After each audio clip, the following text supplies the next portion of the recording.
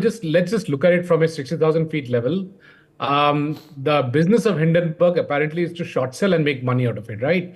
And as long as it's within the rules of a nation, that's fine. But I need to understand, why are they coming out with this report at this point in time? Are they an investigation authority? Do they have the mandate for investigation, or are they a journalist who's doing suo motu investigations for the benefit of Indians?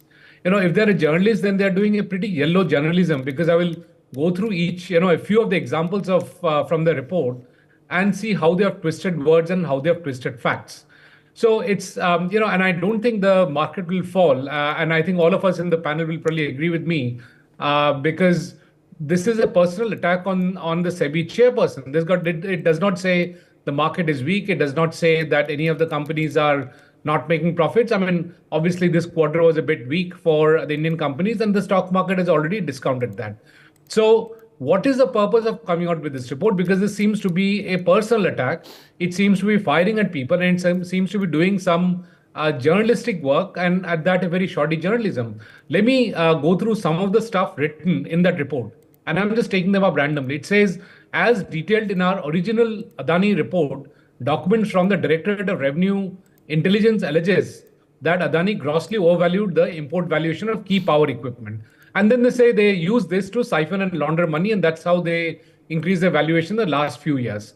Now, they very glibly miss out that this is not a verdict from DRI. There is a show cause notice, and there are thousands of such show cause notice that DRI gives to many entities wherever they have some doubts to clear. And obviously, Hindenburg has not mentioned that it's a show cause notice. In their wordings, they kind of mentioned that DRI has already convicted Adani on this. They also very glibly miss out the fact that this is a show cause notice of 15/5/2014, which is already investigated, done, and dusted, and it's over. And there are thousands of such show cause notices to all kinds of companies every year that goes from DRI, and that is the job of DRI, and that's the strength of the Indian institutions in India. If you read further into what they have written, they say a subsequent investigation by non-profit project Adani Watch. There's a non-profit project called Adani Watch, which makes whole tons of allegation. Now, because it is a non-profit, we must bow down to whatever allegations they have made. The key questions that come up is, who is funding Adani Watch? Who owns Adani Watch? Why was it set up? Who was given them the mandate? What is their responsibility? Why are they passing comments on anything to do with the Indian stock market? Where are they sitting? Which nationality owns Adani Watch? Why was it created? All these questions are not answered. Very glibly, it says a non-profit project Adani Watch, as if after that we'll put a halo sign on top of the Adani Watch and pray to them. Then they go on to say she as in the chairperson SEBI, personally wrote to India Infoline using her private Gmail account, doing business through her husband's name to redeem the units in the fund. Look at the twisting of the words. Using her private Gmail account, if you are doing your personal stock dealings, will you use the company account? Will you use the government account?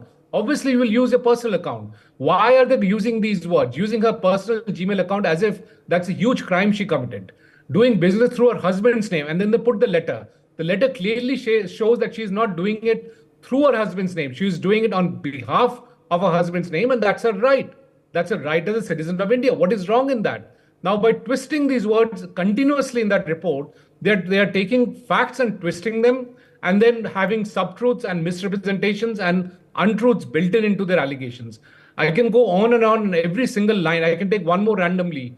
In brief, despite the existence of thousands of mainstream, reputable onshore Indian mutual fund products, an industry she knows is responsible for regulating, document shows SEBI chairperson Madhavi Boch and her husband had stakes in a multi-layered offshore fund structure. Now, what is wrong with that? If she had bought something in the Indian mutual funds, then the allegation will be that she is managing the mutual funds, and so there is a conflict of interest if she buys something in India.